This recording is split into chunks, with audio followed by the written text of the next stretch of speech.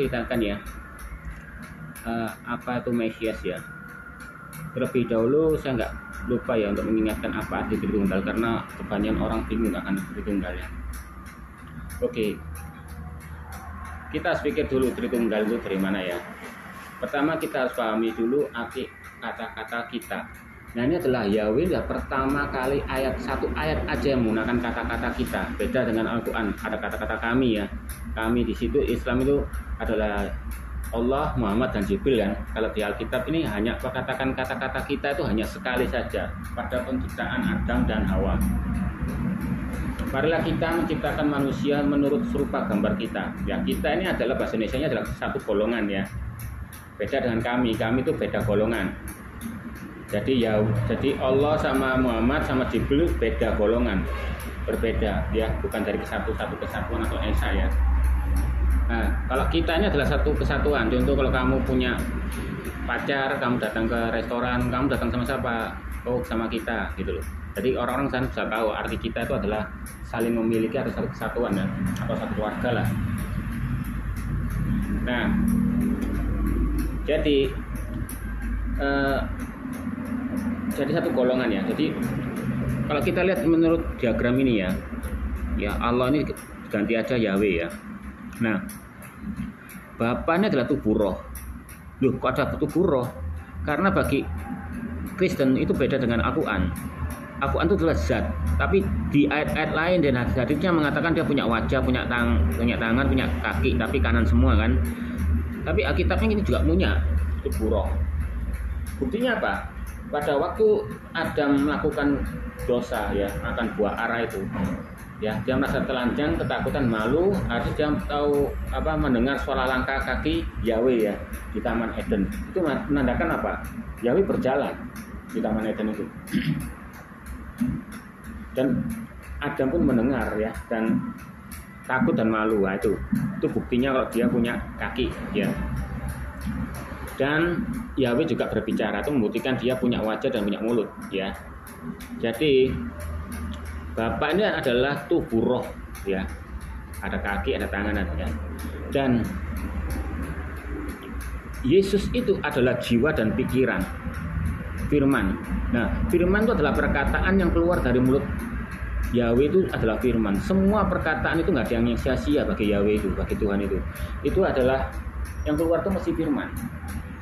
Kalau manusia pasti meskipun dia melakukan motivasi, tetap dia itu bacot. Tidak akan jadi firman. Firman itu adalah ya dan amin kan. Jadi firman itu dari perkataan itu dari mana? Dari jiwa, pikiran. Apakah Yahweh itu tidak punya pikiran? Punya. Memang hanya manusia saja. Makanya kenapa manusia diciptakan serupa dengan gambar dengan Yahweh? Itu berarti Yahweh nggak bohong. Dia ngomong sesungguhnya, manusia ini tak ciptakan persis kayak aku. Ada tangan, ada kepala, ada kaki, ada jiwa, ada roh dan tubuh. Nah, dan Roh Kudus ini adalah inti dari Bapa Roh ya. Jadi tubuh roh itu adalah intinya itu ya Roh Kudus ini. Jadi Roh Kudus itu adalah Yahweh itu sendiri. Gitu loh. Jika orang ditusuk ya, yang sakit apa? Tubuh, bukan rohmu. Kalau di neraka, rohmu yang tersakiti. Beda kan? Jadi orang yang menyakiti Roh Kudus dan menghujat tidak akan diampuni. Itu karena roh Yahweh-nya sendiri, rohnya itu sendiri. Jadi ya, apakah ini berbeda antara tubuh roh Bapa ini dengan jiwa pikiran Yesus ini dan Roh Kudus itu adalah beda? Tidak. Dia esa, satuan ya. Apakah dia sama? Ya tidak. Karena apa? Setiap ada bagian dari manusia, tubuh itu definisinya juga berbeda, kegunaannya, fungsinya berbeda dengan pikiran itu berbeda dengan roh, ya kan? Jadi kenapa Yesus itu pintar dan cerdas? Karena dia adalah jiwa dan pikirannya Yahweh. Dia bisa menjawab, gitu loh.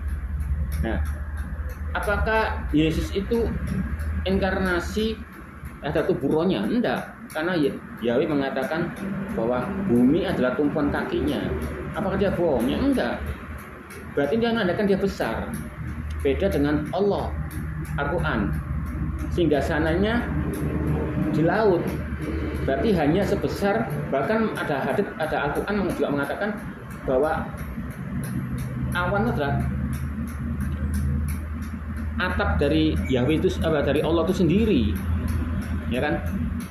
Kalau di Indonesia kan ya atap itu ya, langit itu ya, plafon. Kalau ditranslitkan ke Indonesia, terjemahnya diomongkan beda, dianggap atap, atau itu aslinya plafon. Nah, sedangkan iblis pun ya di Al-Quran dia punya singgasana di atas laut juga sama seperti Allah. Berarti kan tetanggaan ya kan? Berarti ya Bapa itu besar dan tidak mungkin masuk ke dalam tubuh seorang manusia, dan dia adalah kudus, tidak mungkin dia akan dilahirkan lewat rahim seorang manusia. Makanya yang diutus itu adalah jiwa dan pikirannya dia. Karena tubuh dan jiwa dan pikiran dan roh kudus itu bisa sendiri-sendiri ya, tapi satu kesamaan itu loh. Beda dengan manusia. Kalau manusia dipisahkan mati, ya kan? Kalau Yahweh enggak, ya dia nggak bisa mati kalau dipisahkan. Itulah kehebatannya Yahweh itu, ya. Nah, ketika jiwa dan pikiran itu ya masuk ke Yesus, ya masuk, ya. Karena hanya jiwa saja. Berarti Bapa itu, Yahweh itu, tubuh roh itu tetap di surga, dan surga itu tidak akan kosong. Karena barang siapa yang melihat Bapa, tubuh roh itu, manusia bisa mati, menyentuhnya aja mati. Makanya hanya dikirimkan, yang diutus itu adalah jiwa pikirannya Yahweh itu, yaitu firman itu, ya. Firman itu memang perkataan, bukan berarti perkataan itu ngalur ngidur hidup kayak Al-Quran itu. Al-Quran bisa hidup keluar kodam itu enggak. Penjaganya kodam sek apa enggak, ya. Jadi perkataan itu timbulnya dari pikiran, sama seperti kita kalau berbicara timbul dari pikiran, ya, bukan dari mulut, ya. Mulut itu hanya menyampaikan saja, ya. Meskipun kita nggak punya mulut, kita bisa menyampaikan apa yang kita katakan dalam pikiran kita, jiwa kita, bisa kita lalui tulisan, lewat bahasa isyarat. Nah, kan sama saja, ya. Berarti Yesus ini adalah jiwa dan pikiran ini, ya. Dia akan mengikuti masternya, tubuh rohnya itu masternya. Jadi yang menggerakkan, yang membuat Yesus bicara, semua itu dipengaruhi oleh Bapa roh itu tadi, tubuh rohnya itu. Makanya Yesus berkata, aku nggak bisa berbuat apa-apa di luar aku. Dia benar, nggak bohong. Karena apa? Dia bergerak dan ngomong itu karena Yahweh sendiri. Apa yang aku kerjakan itu Bapakku sendiri yang mengerjakan, bukan aku. Jadi segala gerakan ya Yesus, omongan Yesus itu semua Yahweh. Bahkan dia ngomong, lebih baik mana mudah mengatakan kamu sembuh daripada aku mengatakan dosamu sudah diampuni. Dia tahu, jiwanya, pengetahuannya digabungkan dengan kedagingannya manusia. Dia mikir, wah kalau aku ngomong ngampuni pasti aku dilempar batu dan sakit ini. Karena pengetahuan itu. Nah, tapi karena dia nggak berkuasa, Yahweh mengucapkan aku mau mengampunimu, nyambung ke Yesus. Jadi apa yang dilihat Yesus itu juga dilihat oleh Yahweh, dan apa yang digerakkan oleh Yahweh. Makanya kalau manusia itu ya, itu kan juga tertunggal, ada tubuh, jiwa, dan roh. Jika dipisahkan, dia bisa barengan. Beda dengan manusia. Pada waktu dia opname, ya, mati suri, tubuh rohnya itu bisa keluar, tapi tubuhnya tidak bisa gerak. Beda dengan Yahweh. jiwanya, pikirannya keluar ya, tapi tubuh rohnya Bapa Yahweh itu masih bisa bergerak. Bahkan meraga sukma ya, ada orang bisa meraga sukma dan apanya, jiwanya keluar ya, nggak tahu jiwanya apa rohnya lah, tapi tubuhnya tetap diam, ya kan? Ada yang manusia diciptakan tanpa jiwa dan pikiran, ya jadi gila, tubuhnya yang gerak, ya, tapi nggak ada jiwa, senting, sama seperti binatang. Binatang nggak punya jiwa dan pikiran, dia nggak akan mengerti kalau dia tuh telanjang, ya, atau dia tuh makan kotoran, nggak akan mengerti. Nah, karena pada mulanya Adam dan Hawa itu memakai tubuh kemuliaan karena makan buah ara ini, ya, yang bisa mengetahui pengetahuan buruk dan pengetahuan akan menciptakan benda-benda. Nah, itulah muncul ya pengetahuan dan jiwa itu, pemikiran itu ya. Jadi hebatnya Tuhan itu ya, memberikan konsep itu, jiwa itu terletak dalam mana, Pak? Dalam otak. Itu biar manusia kan mengetahui, oh, jiwa dan pikiran kita tuh letaknya ada di otak. Terus roh itu bisa bicara juga, tapi dalam hati. Oh, letaknya di hati kita, di daerah jantung kita. Kalau jantung kita mati, roh kita mati. Kalau otak kita rusak, jiwa kita rusak, jadi gila. Nah itu loh. Itu dari situ kita bisa mempelajari, ya kan? Nah, jadi kalau ada suatu operasi ya, bahkan ada operasi yang terbaru ini ya, memindahkan mayat orang yang cacat ya, dipindahkan ke orang yang mati biasa-biasa aja, tanpa penyakit, tanpa apa, dia meninggal ya. Otaknya akan dipindahkan ke orang itu, ke mayat itu, agar yang orang yang sudah tua dan cacat ini punya tubuh yang baru. Yang dipindahkan apa? Otak, yaitu jiwanya, ya kan? Nah, apakah rohnya akan ngikut? Nah, itu kurang tahu ya. Apa akan jadi dirinya sendiri, apa dia bergerak dengan pikirannya dia sendiri? Nah, itu yang membingungkan ya. Tapi jelas pasti ada perbedaan ya. Dan manusia itu juga tetap Tritunggal. Itu tadi, meskipun tubuhnya dipindah-pindah ya, otaknya dipindah-pindah ke tubuh lain.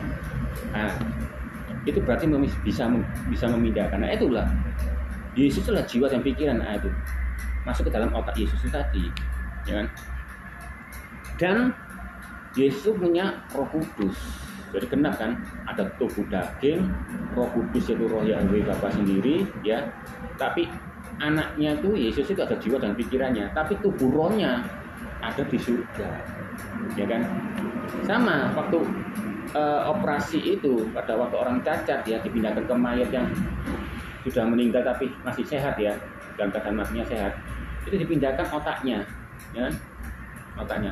Mungkin otaknya dipindahkan, rohnya ikut pindah, tapi tubuhnya ganti, ya sama saja. Itulah dari segi pengetahuan itu tidak akan jauh dari penciptanya, ya. Semua yang diciptakan oleh Yahweh itu semua itu sesuai dengan karakternya dia, ya. Anggap aja matahari ya. Ya, bulan ini kalau di Al-Quran ngomongnya bulan itu punya cahaya sendiri.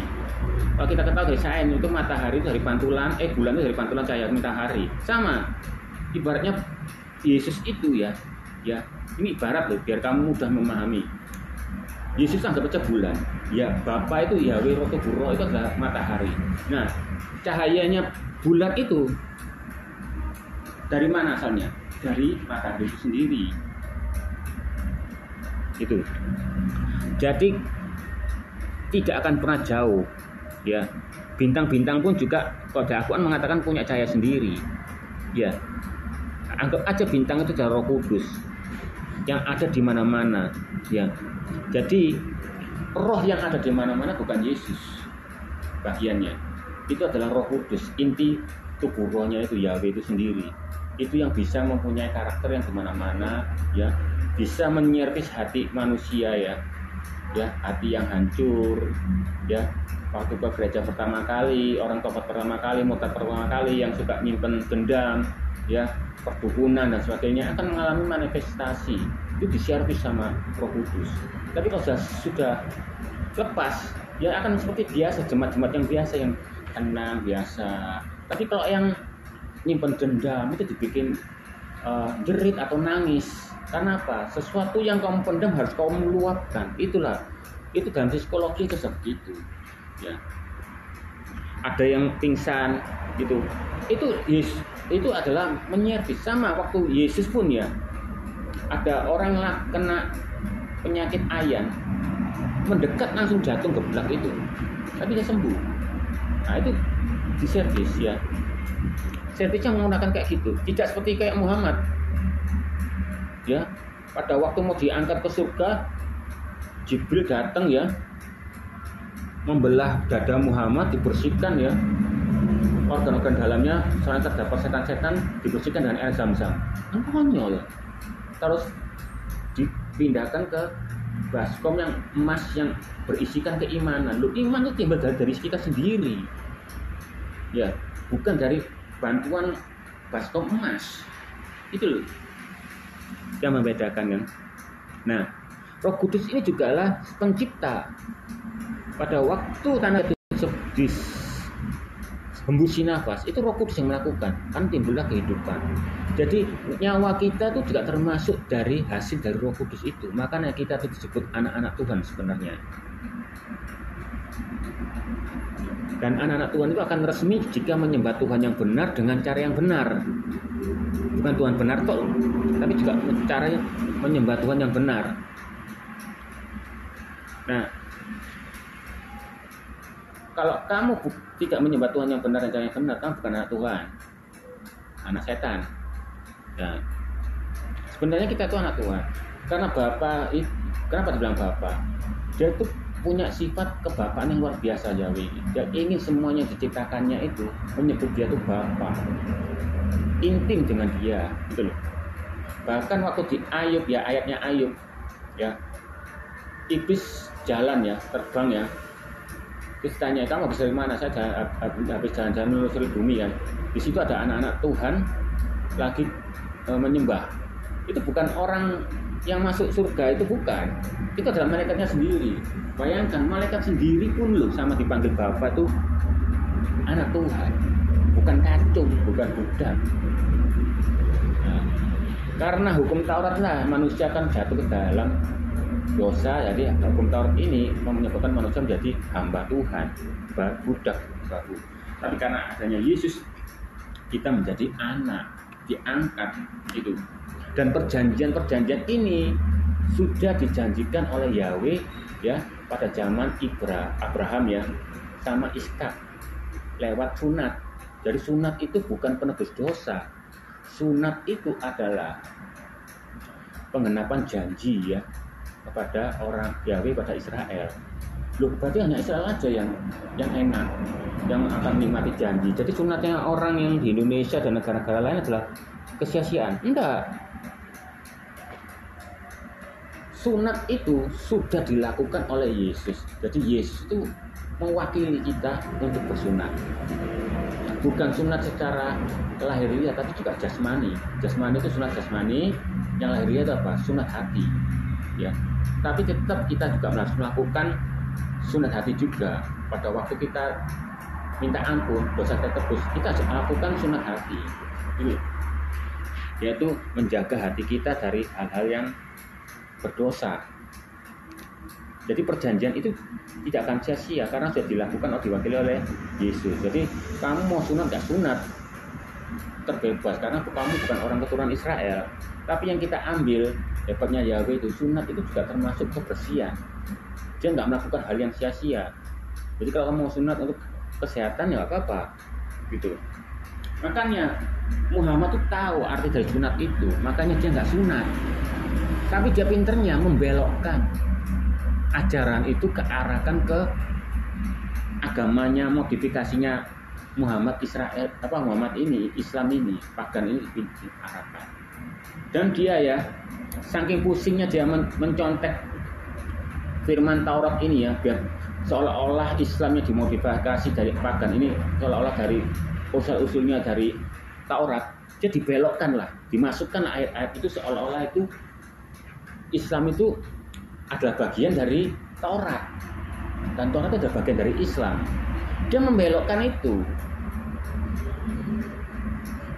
Mana ada zaman pagan dulu, Ka'bah itu sudah ada, menyembah berhala, tiba-tiba ada Taurat, itu nggak mungkin. Nah, Muhammad itu memodif dan memindahkan itu, ajaran itu dibelokkan ke dia. Begitu sunatnya juga dibelokkan. Dan penyembelian pun ya, Muhammad itu tahu penyembelian itu untuk penggenapan janjinya Abraham juga terhadap Ishak, dibelokkan dia. Dibelokkan bahwa Ibrahim itu mimpi ya, bayangkan mimpi loh, bukan kisah nyata nih. Aku mimpi kamu Ismail untuk menyembelih kamu, bagaimana tanggapannya? Berarti kan kejadian yang terjadi. Kalau Abraham itu benar-benar jadi, Ishak dibawa dan mau dibelih ini, ditahan sama Yahweh. Jangan lakukan itu, kamu sudah lulus itu. Nah, kalau Ibrahim dan Ismail itu mimpi, tidak pernah terjadi. Memang Al-Quran itu senangnya bermimpi-mimpi, dan mimpi dianggap wahyu, gitu. Yang bagus dianggap wahyu, kalau yang jelek itu dianggap dari setan. Makanya kamu kalau mimpi yang jelek suruh mudah ke sebelah kiri, kalau mimpi bagus sudah ke sebelah kanan. Nah itu loh. Jadi beranggapan Al-Quran itu mimpi itu adalah wahyu, sebagian dari wahyu, itu loh. Nah, dan Yesus itu ya, kekuatannya untuk menyembuhkan dan sebagainya semua itu dari Roh Kudus. Dan Yesus hanya bagian dalam pemikiran aja, jiwa dan pikiran aja. Jadi apakah Yesus juga takut menghadapi kematiannya? Takut karena apa? Karena jiwa pikirannya itu monek ke tubuh manusianya, bukan ke tubuh Bapa, tubuh rohnya. Jadi dia punya pemikiran, wah jiwaku penuh dengan pengetahuan, kalau aku punya daging, aku pasti disakiti, akan sakit. Nah, dan tubuh manusia ini adalah dosa yang mengandung rasa ketakutan, ya, kekecewaan, kebencian dan pengetahuan yang jahat. Apa Yesus gak punya pengetahuan akan jahat? Punya, karena tubuh ini ya dilakukan. Berarti Yahweh ini ya hebatnya apa? Dia menyuruh manusia untuk mentaati firman Tuhan. Mungkin orang Israel, wah firmannya terlalu keras ini, bahkan semua orang nggak bisa. Bahkan Yahweh merasa tertantang. Ya. Nih aku jadi manusia, aku inkarnasi jadi manusia, aku buktikan aku bisa menggenapi perintahku sendiri yang aku genapi. Buktinya nih Yesus ini, loh, perintahnya yang kuberikan kepadamu sudah kulakukan. Jadi Yesus itu sudah melakukan hukum Taurat itu ya. Jadi nggak kayak Muhammad, dia ngasih perintah tapi nggak dilakukan, ya kan? Haid itu adalah najis, tapi dia sendiri ngesek sama istrinya pada keadaan haid. Ya, mungkin karena Muhammad itu udah BSDM. Jadi kalau melihat orang semakin ceweknya istrinya tersakiti pada waktu haid, di ngesekin akan merasa sakit, dia merasa senang dengan suara-suara itu. Makin tersiksa makin senang. Itu pertama. Kedua, mungkin juga dengan haid dia akan merasakan seperti istrinya selalu perawan terus. Wah, keluar darahnya terus. Wah, itu. Dan dia bisa berkata kalau anjing itu adalah bangkai, itu adalah najis, tapi dia sendiri pun berendam ya ke dalam sumur yang di situ terdapat tulang anjing bangkai dan orang kain-kain bekas haid itu ya di dalam situ. Dia ngomong air ini bisa menetralkan semua hal yang najis loh. Dia nyemplung situ sebagai membuktikan. Itu berarti apa? Dia melakukan perintah sendiri dan dilanggar-langgar sendiri. Bahkan perintahnya pun pindah-pindah, loncat-loncat. Dia bilang ini, nanti yang di hadits lain yang ini lain. Dia Al-Quran katanya ini dan ini pindah ganti lain. Nah itu. Tapi kalau Yesus ini, Yahweh luar biasa. Dia memberikan perintah tapi dilakukan sendiri, dibuktikan. Loh, aku jadi Yesus nih, tak laku no. Semua hukum-hukum yang aku berikan kepadamu, aku lakukan. Dan aku bisa lulus. Sampai aku jadi juga korban dosa. Jadi dia bukan hanya sebagai penebus dosa, tapi dia melakukan, membuktikan kalau hukumannya itu dia lakukan. Itu hebatnya Yahweh, gak sekedar bacot. Itu. Seharusnya kita bisa berpikir dari situ. Kok Yahweh mati? Loh, Yahweh memang dengan menebus dosa itu dengan apa? Dengan darah. Kamu ikut ke setan, ya tumbalnya apa? Darah, nyawa. Nah, tapi kalau Yahweh beda, dia memberikan nyawanya. Kalau iblis meminta nyawamu dan darahmu, kalau Yahweh memberikan bayar harganya dengan darahnya sendiri. Karena dia tahu, karena korban tebus dosa hewan itu tidaklah sempurna. Walaupun hewan itu nggak berbuat dosa, walaupun itu belum sempurna. Kalau nggak bukan penciptanya sendiri yang melakukan penebusan itu. Bagaimana dia setiap hari mengirimkan seorang nabi, tapi nabi itu dibunuhi. Makanya kata-kata Yesus mengatakan penggarap-penggarap. Dia mengirimkan seorang penggarap untuk minta bagiannya dibunuh. Terus habis itu kirim lagi dibunuh. Ya itu menceritakan apa? Nabi. Coba aku mengirimkan anakku, siapa tahu dia akan disegani. Ternyata dibunuh juga. Jadi mungkin dia ahli waris. Dia sama, dia menceritakan dirinya sendiri pada orang itu. Jadi Yesus dibunuh sekarang dianggap ahli waris itu tadi.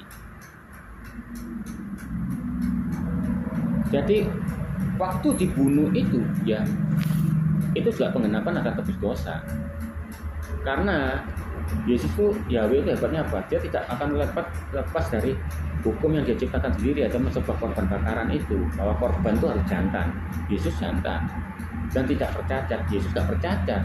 Walaupun kromosomnya itu 23 ya, bukan 46 karena nggak ada kromosom bapaknya, dia sehat, normal. Walaupun itu nggak mungkin menurut kedokteran, sains. Dan dia juga ya mengorbankan dirinya, dan dia juga ada imam besar Melkisedek, karena yang melakukan penebus dosa, yang memotong menyembelih dosa itu, menyembelih korban dosa itu adalah orang imam, dan Yesus itu adalah imam. Jadi dia memotong dirinya sendiri, ya menyalib dirinya sendiri, yaitu biar orang itu menyalibnya itu, dan dia mengorbankan nyawanya yang menyerahkan kepada Bapaknya sendiri.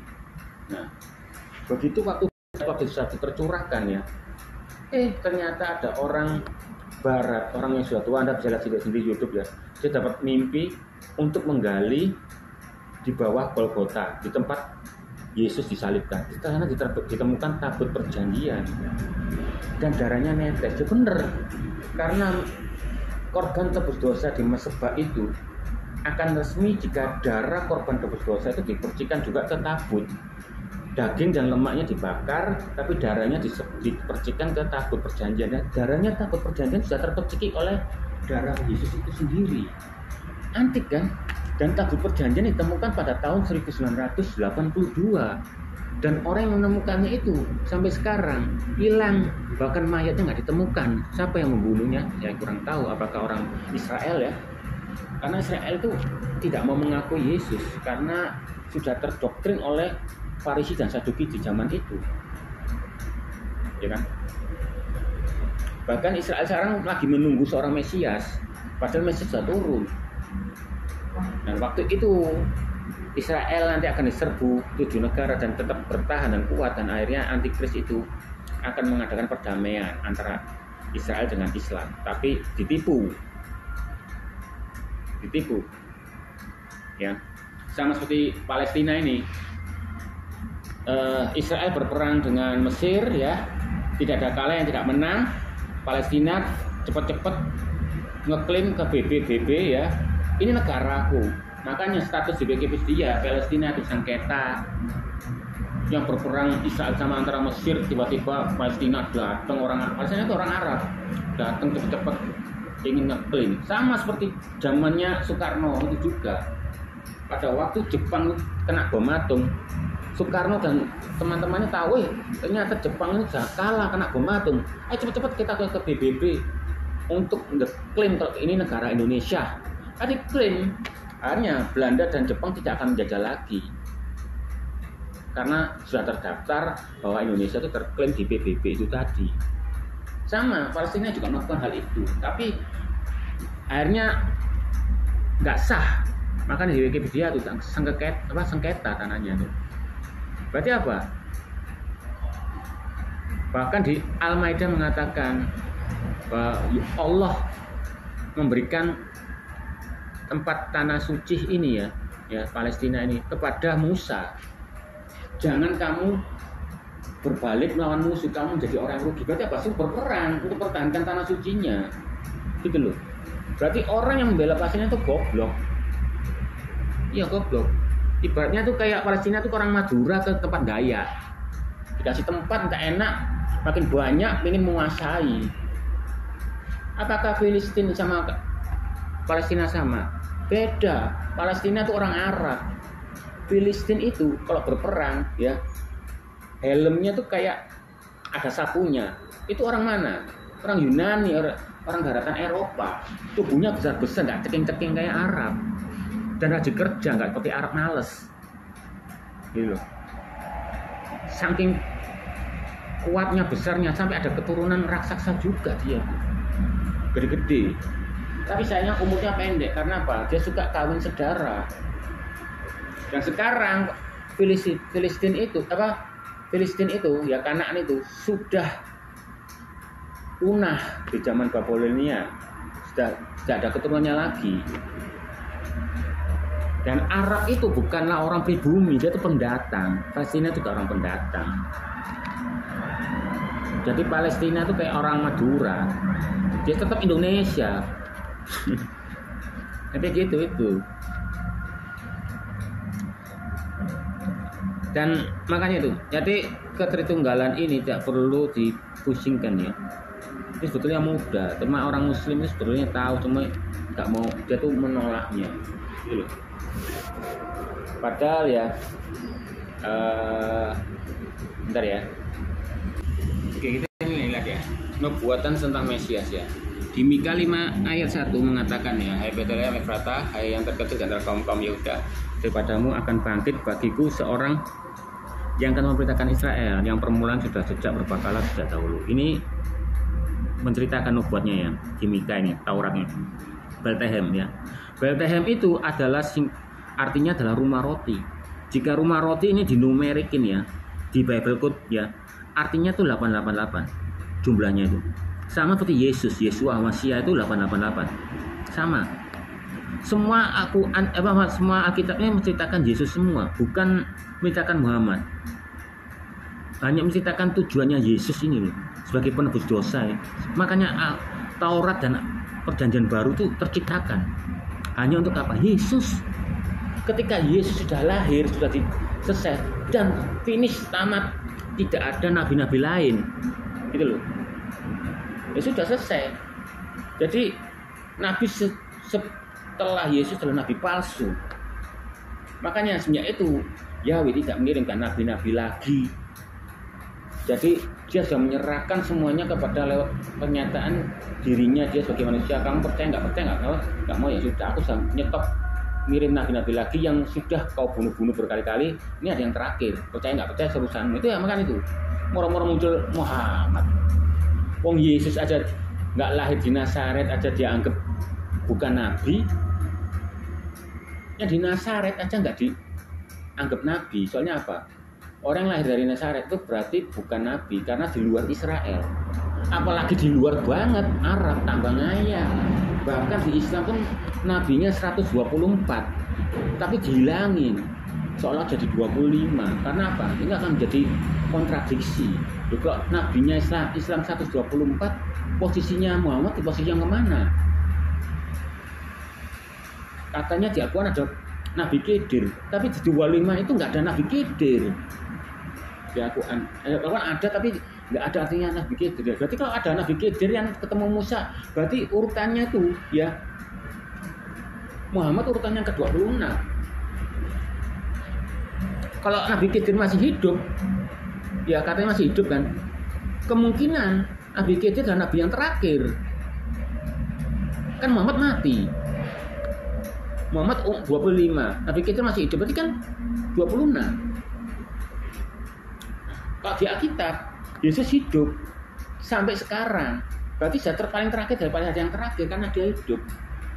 Kecuali Muhammad mati.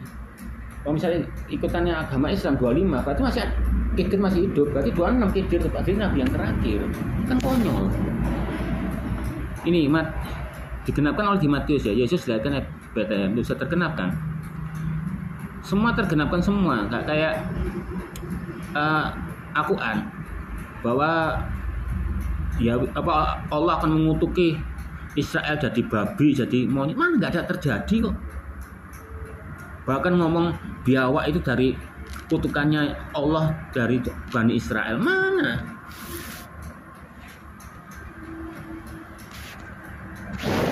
Ya, kita ini Mika juga digenapi ya ini.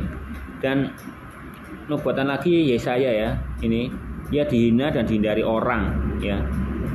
Ini garis bawah ya, sesungguhnya penyakit kita lah yang ditanggung dan kesengsaraan kita dipikulnya.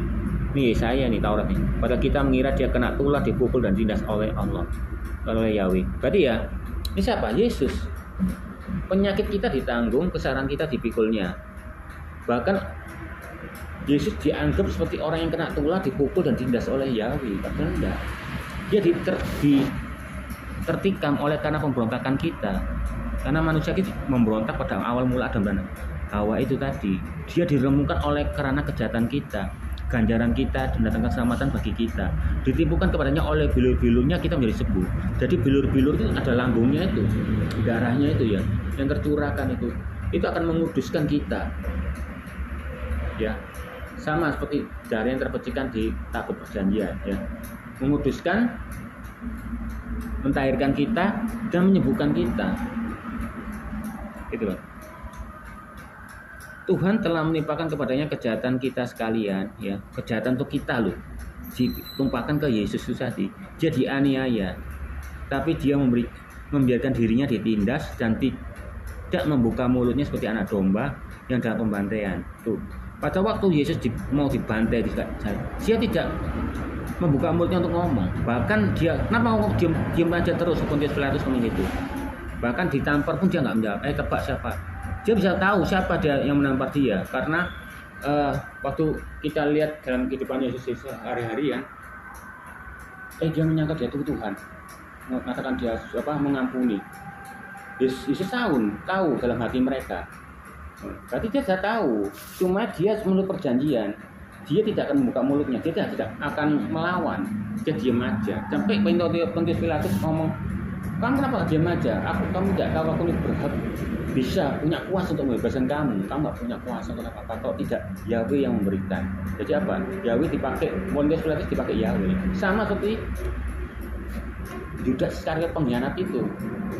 Dia bayangkan, Yesus saja tahu Pak Yudas Iskariot jadi pengkhianat. Kalau sebagai kita manusia, kalau punya ilmu masa depan, dia meramal, orang ini bakalan jahati aku, bakalan bunuh aku. Pasti kita menghindari. Tapi Yesus tidak menghindari, malah dijadikan murid. Kenapa? Untuk proses ini terjadi. Gitu loh. Apakah Yesus itu jahat menciptakan Yudas? Enggak. Karena semua tuh apa ya? Yahweh itu adalah antara di waktu yang awal dan akhir itu selalu barengan ada. Kalau kita ya di masa kini, kalau yang lalu sudah hilang masa kita. Tapi kalau Yahweh enggak, di masa lalu dia tetap ada. Jadi yang ngerti, oh Yudas ini kalau aku ngikuti Yudas terus, Yudas ini bakalan akan mengkhianati aku. Dimasukinya dia tambah tunggu, gitu loh. Karena menurut free will-nya, kehendaknya bebasnya seorang Yudas ini sama seperti Lucifer, akan suatu hari akan mengkhianati dan akan menjualnya karena dia kecintaan uang. Makanya itu dipakai.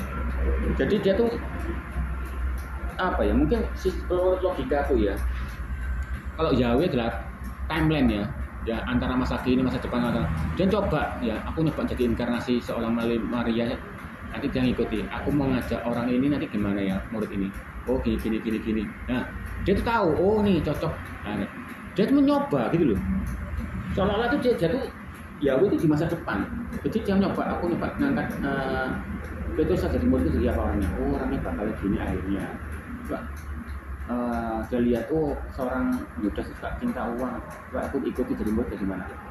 Oh cocok ini, hanya digenapi lah, itu tetap dijalani proses ini tadi. Nah itu loh hebatnya Yahweh itu mungkin gitu, menurut logikaku loh.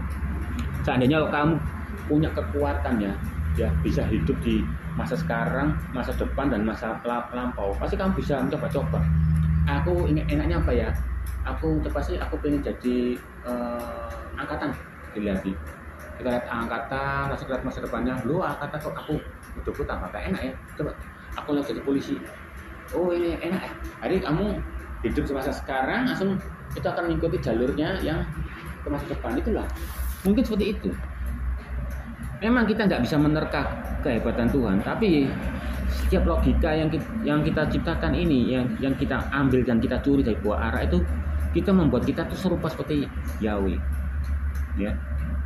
Jadi ular itu nggak bohong. Jadi kita punya pemikiran, walaupun kita tetap kalah, nggak bisa mengikuti arusnya Tuhan, tapi setidaknya kita sedikit bisa ngerti lah, gitu loh, dengan logika kita, ya.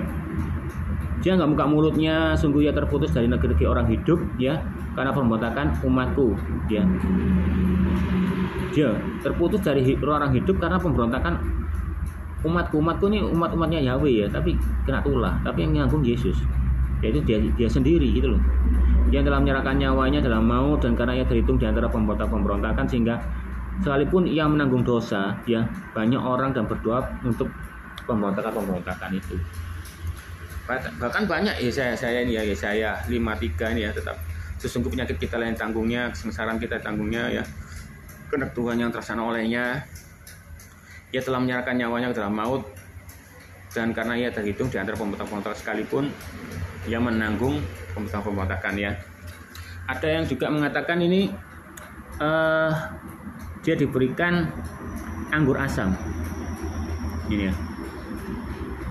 Anggur asam itu termasuk nubuatan ya, ramalan, ya. Jadi Yesus tuh mengetahui dia bahkan akan dikasih anggur asam itu. Dan anggur asam itu kan racun. Hanya orang Islam yang ngomong goblok itu anggur asam itu beracun. Anggur itu kalau semakin disimpan semakin asam, semakin disimpan berabad-abad semakin asam, makin keras. Itu loh, bukan racun. Kecuali teh. Di Jepang teh itu dipendam dalam tanah ya sampai lama itu jadi racun. Kalau saya coba aja kamu bikin teh ya, pendem aja sampai ke tanah, sampai 1 tahun 2 tahun minum mati kamu. Beda dengan anggur disimpan semakin lama semakin asam, semakin enak dan semakin mahal. Itu loh, bedakan. Sejarah tuh dipakai juga ya, kayak contohnya Aisyah ya.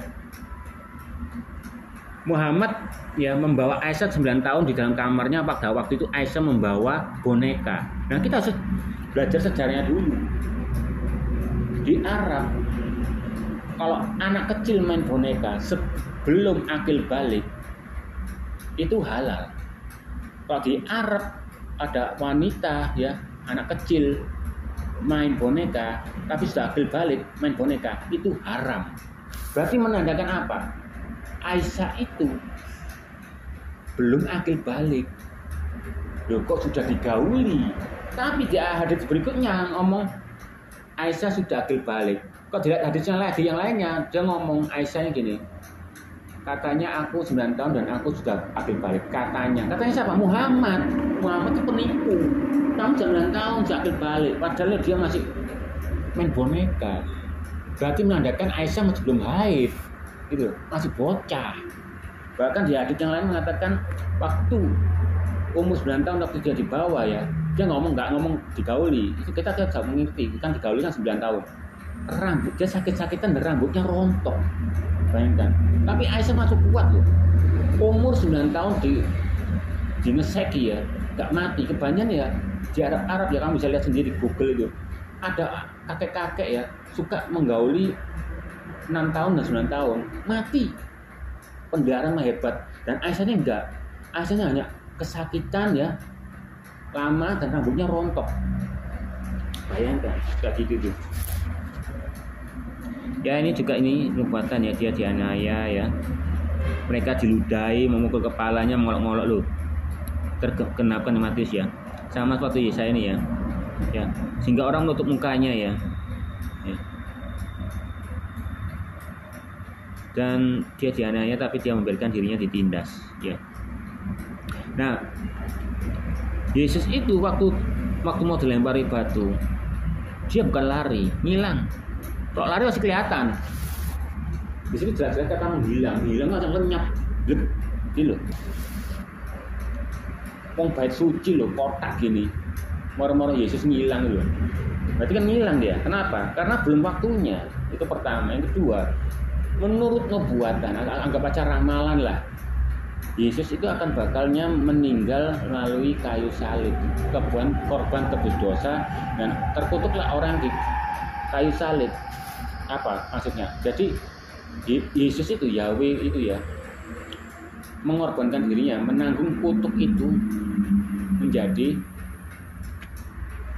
penebusnya, gitu loh. Contoh, kenapa kok harus dikutuk? Ya memang harus dikutuk. Kalau misalnya kamu punya cewek ya, aku rela mati belalah dadaku. Ayo, tapi kamu nggak mau belah. Berarti kan hanya omong kosong. Tapi Yesus kan ngomong ini, aku menanggung kutukmu. Buktinya apa? Loh, terkutuklah orang yang disalib. Ya kan benar, kutuknya ditanggung. Biar kutuk kita tuh ditanggung dia, gitu loh. Mereka mudainya ya, menurut ini juga ya. Dalam hatinya ya, di Yesaya 53 nih, ia ada di antara penjahat-penjahat sekalipun tidak berbuat kekerasan dan tipu. Nah, kalau Yahweh, kalau Allah kan tipu daya ya, dan menyesatkan karena Yesus berkata kamu sesat. Nah, Allah kan penyesatkan ya, karena iblislah bapamu, karena dia pada dulunya adalah seorang penipu. Nah, tipu daya ini ya Allah itu. Ya, penggenapan ya Matius ya, disalibkan dan orang penyamun dan sebagainya nih. Ia menyerahkan nyawanya dalam maut ya. Tapi Yesus ngomong ya Bapa, ampunilah mereka. Nah, kata-kata Bapa ini Yesus menyebut Yahweh itu Bapa. Ini hanya kata-kata bahasa. Ya, membahasakan. Kalau Yesus bilang Tuhan, nanti semua orang fokus ke Tuhan. Fokus ke Yesus. Gitu. Padahal Yesus itu hanya jiwa, pikiran aja. Tapi suruhlah fokus ke tubuh roh itu, Yahweh itu. Maka dia bilang Bapa. Nah, kenapa dia bilang Bapa? Biar semua manusia ngomong ikut Bapa. Sama seperti kamu punya anak, kamu manggil istrimu Mama. Biar apa? Biar anakmu ngomong istrimu tuh Mama. Walaupun dia bukan mamamu, sama seperti istrimu manggil kamu papa, padahal dia bukan papamu. Untuk apa? Membahasakan anakmu. Nah itulah Yesus sama. Makanya Bapa itu ya, berarti menandakan apa? Konsep kekeluargaan. Nah keluargaan ini jangan dibingungkan, gitu loh. Jangan bingung kamu. Itu membahasakan. Jadi agar semua manusia ini yang percaya Yesus adalah Tuhan ini memanggil Bapa atau Roh itu apa? Yahweh itu. Itu pertama. Dan Yesus itu adalah jalan. Ya, jangan terlalu difokusi. Maka Yesus tak ngomong sembahlah aku. Pasti ngomong sembahlah Bapa. Kenapa? Dia hanya jiwa kok. Kalau contoh ya, kalau manusia bisa dipisahkan tubuh, jiwa dan roh. Terus ada orang yang kamu bisa hidup ya sendiri-sendiri gitu. Misalnya aku ngomong sama rohmu, tolong aku minta itu gelas. Pasti rohmu pas ngomong ini kan goblok kan, nggak so nyekel. Ya kamu minta itu loh, tubuhku loh, dia yang bisa melakukan. Oh ya, ini tak ambil no. Nah, jadi gitu kalau misalnya manusia bisa dipisahkan, ya sama lah. Roh dan jiwa ya, apakah beda? Tidak. Dia merupakan satu kesatuan, ini fungsinya beda. Nah kita itu disuruh fokus kepada tubuh roh itu Yahweh itu sendiri, ya, yang dianggap Islam itu zat, ya. Itulah. Karena Yesus itu juga sementara ya. Tapi tetap aja dia ngerti. Kamu nyembah Bapa ya berarti kamu nyembah Yesus, sama saja, gitu loh.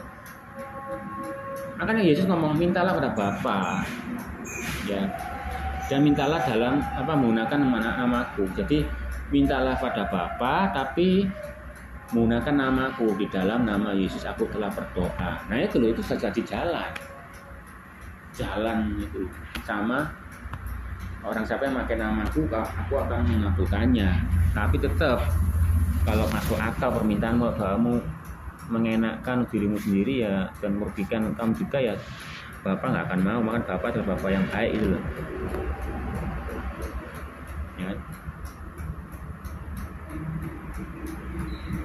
Nah, Mesiasnya akan telat terjadi ya. Ini Mazmur ya, 69:22. Aku haus. Mereka memberi aku minum anggur asam tuh. Anggur asam. Itu sudah dinubuati. Ini bukan masalah racun. Hanya orang Roma goblok ya. Sudah nyalibkan orang bikin racun. Tak tolong. Justru Roma itu pengen dia tuh tersiksa lama sana. Dari pagi sampai sore, pengennya gitu. Makanya salib itu apa? Hukumannya yang terkejam. Ngapain kau pakai racun? Sudah disalib di racun. Orang Islam tuh goblok ya. Besok mikir dulu. Anggur asam itu racun. Loh, buat apa sih disalibkan kau pakai racun? Tambah kesenangan lah bajingannya. Misalnya ada bajingan disalib ya, tambah cepat modal. Tujuan salib itu untuk apa? Untuk menyiksa dia berhari-hari kok bisa. Tapi sayangnya menurut kau Yahudi tidak boleh mayat tergantung sampai malam hari. Dan itu yang pertama. Yang kedua, tidak boleh nanti orang menguburkan di malam hari, maka cepat-cepat sore diturunkan biar keluarga-keluarganya menguburkannya sebelum malam hari. Itu yang membedakan. Tapi kalau misalnya Romawi ini melakukan penyaliban bukan di Israel, itu digantung berhari-hari, itu pasti itu. Tapi karena melakukannya di cegetnya Israel, Romawi ikut nurut hukumnya orang Yahudi. Tapi kalau misalnya dia di negaranya sendiri, aku yakin salib ini akan berhari-hari pasti salib itu. Nah itu tadi, kok pakai racun? Goblok ya. Sudah disalib, dikasih racun, apa mati, gak tersiksa. Penyiksaannya tuh sebelum kesalib aja lereng disiksa, suruh bawa kayunya bahkan disalibkan, kan nggak masuk akal. Maka sejarah itu dipakai. Aku gak usah belajar sejarah aja bisa mikir gitu loh. Orang Islam bisa mikir, aku heran aku ya. Makanya aku tuh kalau murtad dari agama Islam nggak perlu lama. Aku ngelihat waktu Kristen Plus ngomong apa Sulaiman pakai jasa arsitek jin, itu sudah drop aku. Ditambahi lagi Muhammad, aku baru tahu Aisyah itu ternyata bocil. Wes sudah, tak perlu lama murtad. Gak perlu pakai sangkan-sangkan, bahkan ada sangkan-sangkan Al-Quran yang kocak-kocak 500.000 tetap nenter itu bukan iman, itu goblok ya. Iman tanpa perbuatan lah mati, iman tanpa pengetahuan mati. Makanya Yahweh mengatakan ya, umatku binasa, umat manusia loh, karena kurang pengetahuan. Pengetahuan apa? Bukan pengetahuan agama umum, membuatmu kamu biar pinter loh. Cerdiklah kamu seperti ular, tuluslah seperti merpati loh. Cerdik itu apa? Biar kamu cerdik terhadap semua setan-setan, kejahatan-kejahatan di dunia yang ada. Biar kamu cerdik dan melakukannya itu, biar bisa menghindari, gitu loh. Jadi kita perlu pelajari hal-hal yang jelek-jelek. Biar apa? Kita bisa makin cerdik, bukan untuk dipelajari, untuk dilakukan. Gitu. Kadang-kadang kita itu perlu dan tulus seperti merpati, gitu loh. Nah, umat manusia itu kurang pengetahuan akan umum, akan goblok. Ini adalah umum ini. Tentang anggur asam itu dan persaliban itu logika lah. Orang umum itu lah logika. Itu dipakai. Tuhan menciptakan manusia untuk otak itu berpikir. Aku tahu kalau di hadits itu mengatakan Muslim 50, malu adalah sebagian dari iman. Berarti Muhammad itu ya, aku yakin pasti setiap hari merasakan malu terus. Kok sama seperti dongeng-dongeng terdahulu, itu orang Arab yang bilang itu, karena orang Arab pasti ngerti dongeng-dongeng terdahulu. Loh ini lah, belah bulan lah, ini syair-syairnya punyanya bapakku Uwais ini, kok kamu curi, jadikan mujizat ini. Nah itulah, pasti Muhammad akan merasakan malu. Dan Muhammad pun pernah bawa batu waktu Ka'bah itu, gaungnya keangkat dan kelihatan buah zakarnya itu. Waktu kakek-kakek lucu kan, dia pasti malu. Makanya dia turun ayat untuk menjaga agar imannya orang Islam nggak akan bunda. Malu adalah sebagian dari iman. Jadi kalau umat Muslim Islam malu harusnya sama bangga karena sebagian dari iman. Nah itu loh. Nah nih, satu tulang pun ya bilangan ya tidak boleh dipatahkan. Nah karena Yesus itu sudah meninggal dulu, makanya kakinya nggak dipatahkan, ya tidak dipatahkan. Tapi untuk meyakini Yesus sudah meninggal, ditusuk lambungnya, cerot. Gitu. Takutnya nanti gak dipatahkan, toto nanti mati suri, nanti hidup lagi gitu loh. Maka dengan memproses biar yakin itu mati, tusuk lambungnya. Tapi menurut ini ya, menurut kebanyakan orang yang disalib itu biasanya nggak langsung mati, tapi Yesus bisa langsung mati. Jadi dia tuh ngomong apa, ela sabachthani, itu bukan manggil Yahweh kenapa tinggalkan dia, bukan. Dia adalah jiwa dan pikiran. Mana mungkin Yahweh bisa meninggalkan satu kesatuan. Dia tuh hanya membahasakan pada murid-muridnya yang mendengarkannya, sama pembaca Alkitab ini mendengar, melek motoe ya. Oh, ela sabachthani itu ternyata lagu Mazmurnya Daud yang terkenal itu ya di zaman Israel dulu itu, yang Daud ciptakan itu, bait-baitnya itu mengenai tentang Yesus. Jadi Daud itu sudah menciptakan lagu buat keturunannya itu, Yesus itu yang pernah berdosa itu sudah diciptakan lagunya dulu untuk Yesus itu tadi. Maka Yesus ngomong Elai lama sabachthani, itu tuh lagu, judul lagu. Ibaratnya kamu yang nyanyi waktu mau mati, ini orang-orang tentara mau mati misalnya zaman perang, Indonesia mati ya, itu orang masih tahu, oh lagu Indonesia Raya nah, jadi kita pahami dulu tradisi orang, sejarahnya orang Israel dulu. Dan berpikir, oh ya sabachthani bersusul minta tolong kayak itu. Enggak, itu karena kamu orang Indonesia, makanya kita harus pelajari ya. Makanya ingin mengetahui agama itu benar atau tidak, itu harus belajar sejarahnya dulu. Contohnya Yesus ini, buktinya mana sejarah mengatakan Yesus itu disalibkan? Ada buktinya, itu ada di video saya sebelumnya ya. Sejarah-sejarahnya Yahudi ya, sejarawannya orangnya Roma itu ada semua menceritakan Yesus itu disalibkan. Bahkan menciptakan Paulus khotbah di sana itu ada yang ceritakan sana sejarahnya. Jadi semua ada. Kalau Muhammad nggak ada sejarahnya yang mengatakan dia menyuapi kaum miskin, nggak ada. Bahkan orang Islam macam ngomong itu hoak. Bayangkan orang Islam sendiri ngomong hoak, nggak ada hadisnya. Membelah bulan, mana buktinya? Yang terbukti adalah apa? Syair, puisi, wais apa itu namanya?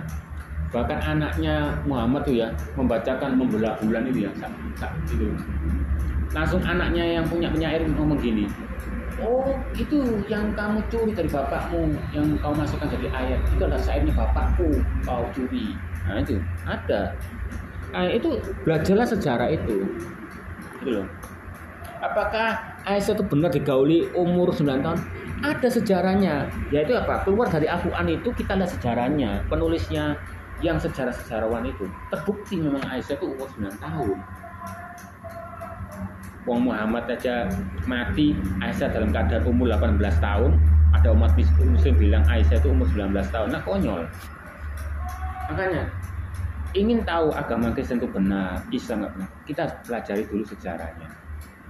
Tapi kebanyakan ada orang yang dipakai oleh setan membelokkan bahwa Yesus itu disalibkan, tidak ada sejarahnya. Ada sejarahnya kalau kita mau teliti. Bahkan sejarahnya itu di buku-buku sejarawan itu disimpan di perpustakaan online di suatu universitas luar negeri, dan perpustakaan online yang di luar negeri ada di sana nama-namanya. Kamu bisa lihat di video saya itu. Apakah bukti dari sejarawan Yesus disalibkan? Ada situ. Makanya jadi belajarlah sejarah. Jangankan sejarah, bukti Yesus dimakamkan saja ada. Bukti ditemukan 1982 tabut perjanjian di bawah Golgota itu saliban Yesus ada. Ya. Semua ada dan saling berkaitan. Buktinya Muhammad apa? Cuma sandal jepit dan bulu kumis atau bulu apa nggak tahu.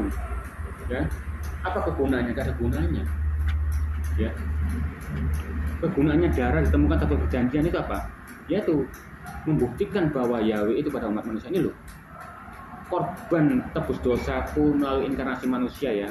Hanya Taurat yang kulakukan juga dan saya untuk nebus dosamu umat manusia. Ini loh aku loh yang nebus awakku dewi. Nah itu darahnya sudah terpecikan loh di tabut perjanjian, berarti sah loh. Aku nggak sekedar ngomong. Kalau korban dosa hewan itu kalau darahnya tak terpecikan ke tabut perjanjian itu nggak sah. Tapi ini sah. Nah itu maka temukan tabut perjanjian, sejarahnya ada, gitu loh. Nah, dan sejarah-sejarah itu adalah membuktikan Yesus itu ada. Bayangkan loh, padahal Yesus ngomong, beruntunglah kamu percaya Yesus adalah Tuhan ya, tanpa melihat.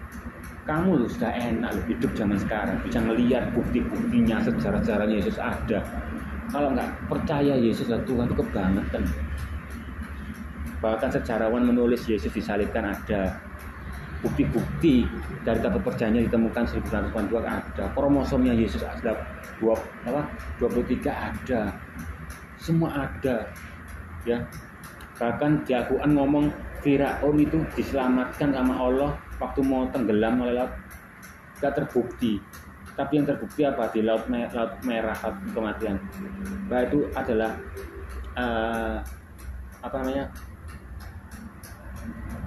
perangnya orang Firaun gitu ya, kereta-keretanya itu ada di dalam lautan mati, lautan merah.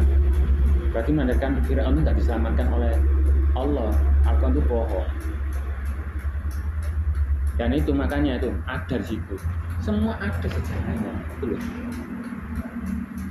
Jadi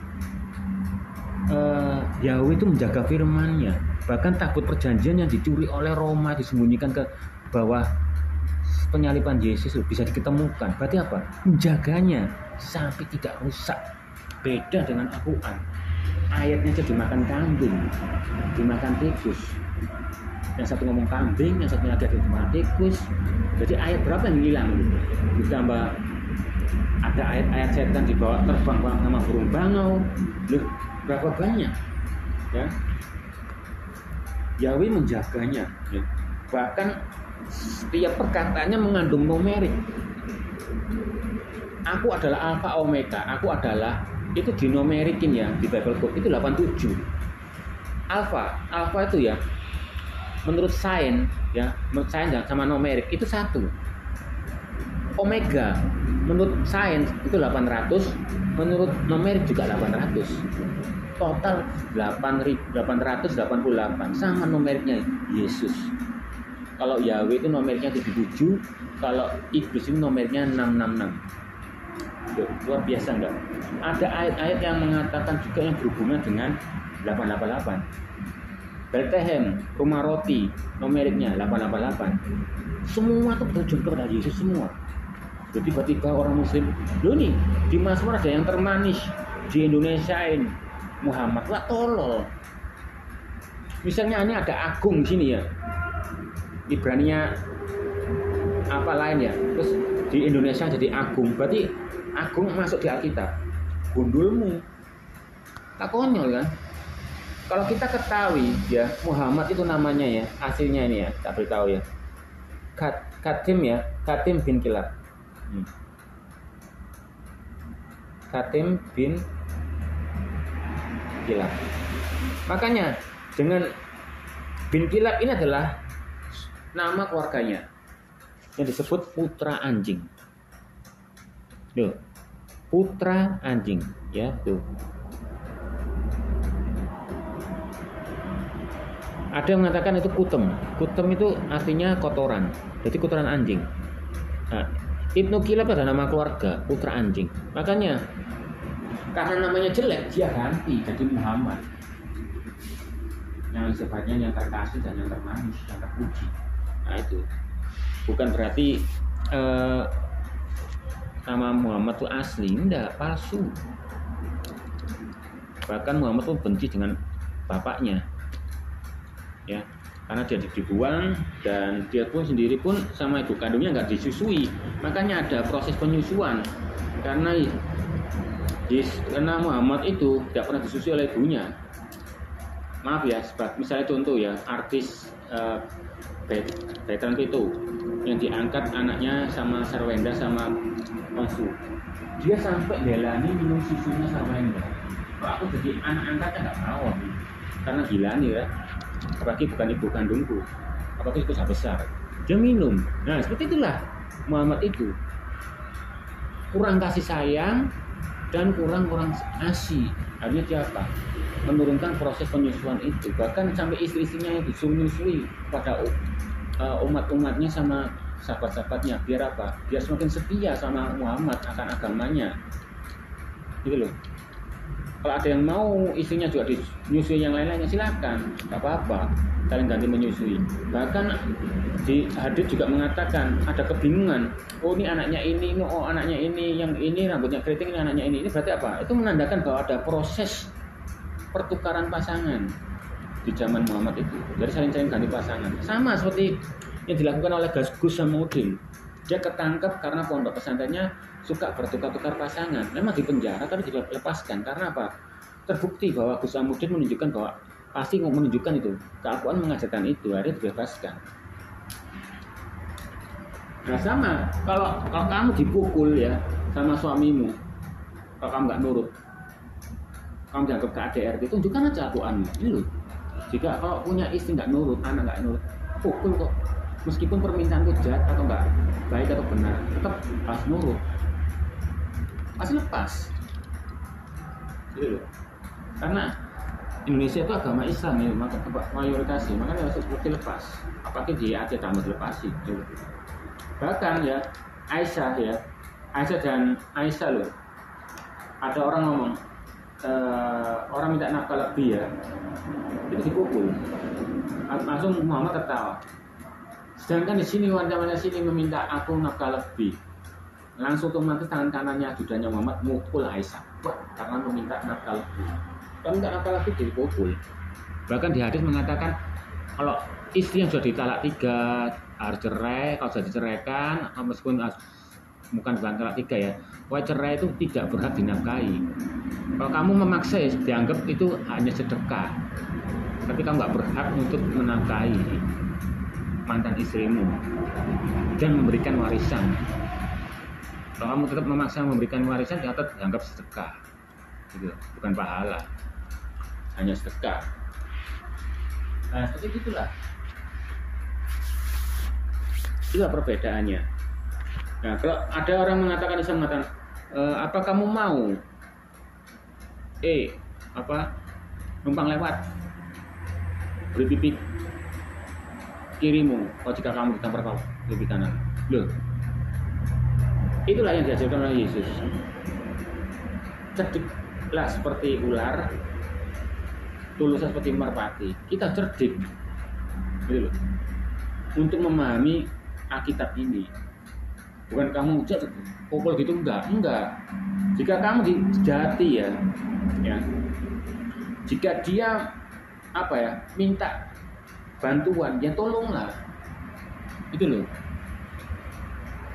Bukan kamu dipukul pipi kananmu terus dia minta bantuan, kamu enggak jatuh atau apa kamu balas pukul, enggak.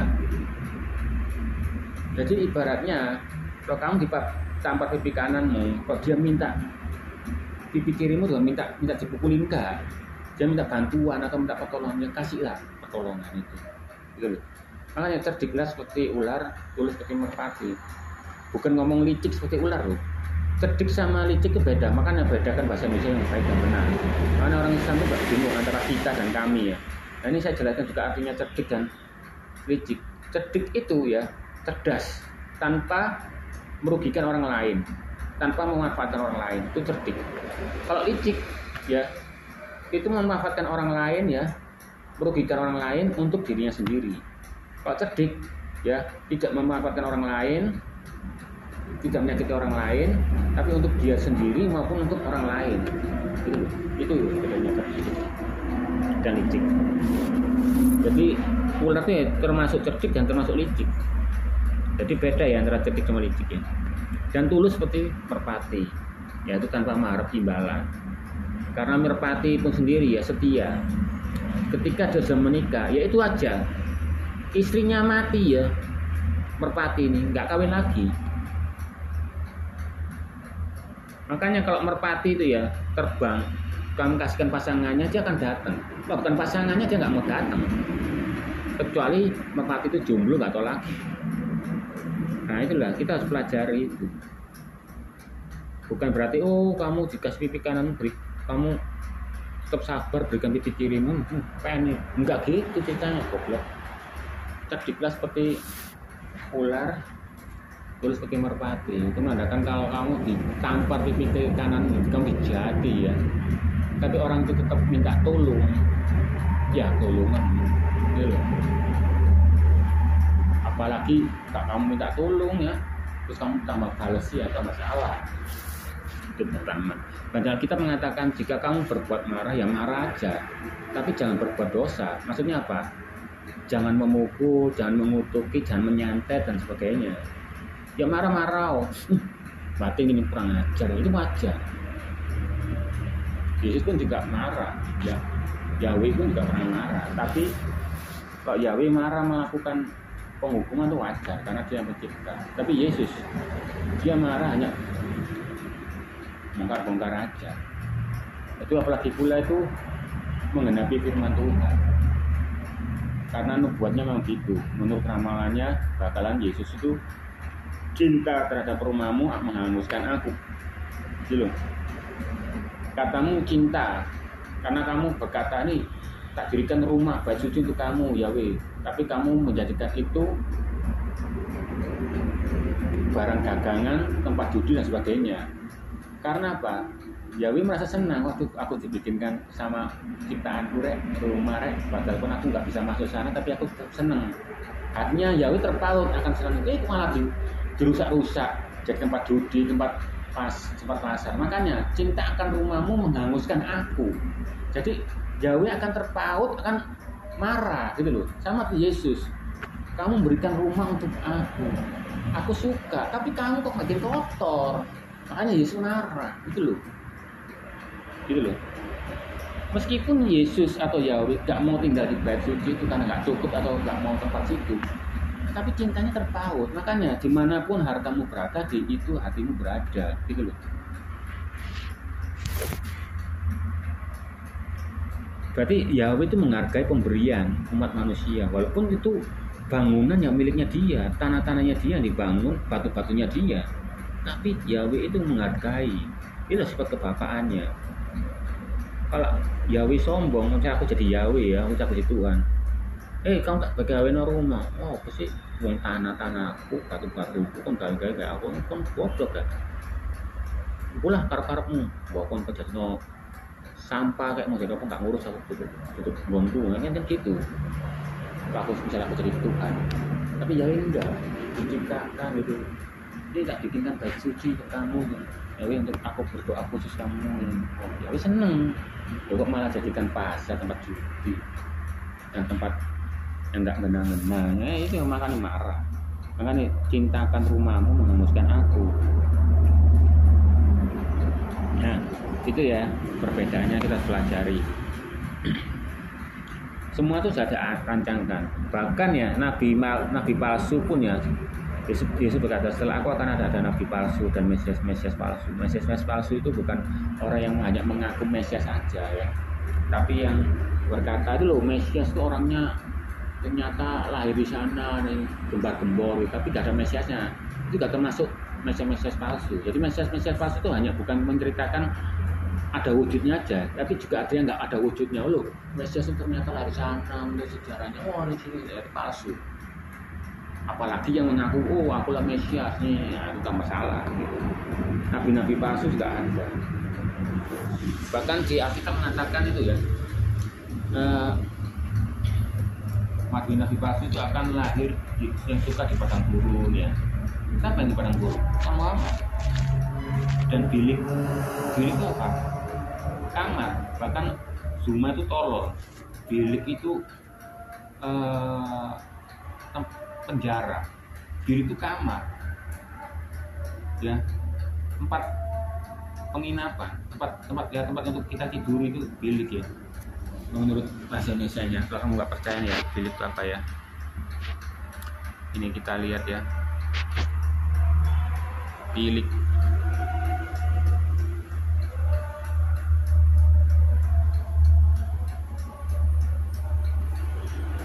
Iya, bilik adalah anyaman dari bila bambu ya, gedek tempat ruangan kecil ya, atau kamar. Itu bilik. Ya. Kok Zuma bilang penjara? Itu membuktikan bahwa Petrus itu ada di penjara, bilik. Paulus di dalam penjara. Goblok itu. Mau jelas ini loh, ruangan kecil yang tersekat itu kamar. Siapa yang punya kamar di padang gurun? Nabi yang suka tinggal di padang gurun, yang sehari-harinya di padang gurun, berak di padang gurun, Ismail. Lah Muhammad, ya? Dan suka dalam gua, siapa lagi? Muhammad. Dalam makanya Yesus mengatakan dengan roh, buah-buah rohnya lah kamu bisa tahu orang itu. Karena pohon yang baik menghasilkan buah yang baik. Nah ini, apakah Muhammad adalah pohon yang baik? Ya lihat aja buahnya. Oh, ternyata buahnya dia pedofil. Oh, dia tuh ternyata suka bohong dan turun ayat. Oh, dia ternyata nikung istri anaknya dengan dalil turun ayat Zainab itu. Padahal Zaid itu anak angkat. Ditikung itu istrinya Zainab itu sama Muhammad itu dengan turun ayat. Nah itu. Kalau sebagai anak angkat pasti ya terima aja. Pertama apa? Kedua dia tuh ayah angkatnya. Dia berterima kasih karena saya besarkan. Itu pertama. Yang kedua, dia seorang nabi. Ya kan dia diberi aja Zainab itu. Tapi hatinya pasti ngelungse. Gak mungkin ngelongso. Gak mungkin gak ngelongso. Konyol. Berat pasti berat. Makanya itu kamu harus berpikir juga. Oke, sekian dulu ya. Terima kasih.